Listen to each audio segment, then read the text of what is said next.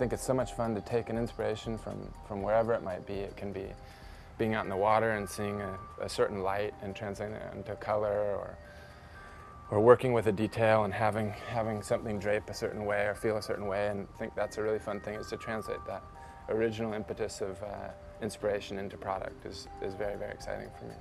This is actually a pack that we've had in our line for a long time, the Atom, that I worked on a long time ago, of this picture I saw on National Geo with a kind of tribesman with a duck over his shoulder walking through the jungle, and I was like, wow, that's a cool way of holding it. He kind of stripped this little twine over his shoulder and had the duck on his back, and I'm like, let's take that and try and make a bag out of it.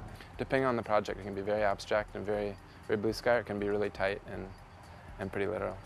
But ideally, I want to see what the real polo players are wearing, what those guys are really using them for, and where they're tearing, and what the heritage of it really is, and see it, what length are they riding because the horse, and how are they using their collar? Is it for sun, or is it aesthetics, or is it venting, etc. We did a fun exercise a couple months ago, actually about 6 months ago now, with Yvonne Chenard and Randy Harward, our head of quality, and we invited maybe 15 people, 20 people, and we looked at the polo shirt specifically, as well as most all of our products, but definitely all of our top-selling products. It's interesting to take something that's selling so well, the temptation is to not touch it.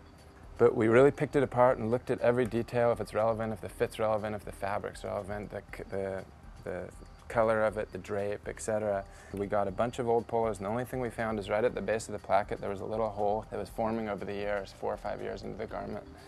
And so we took it apart and reverse engineered it and actually got rid of the hard edge and solved the problem.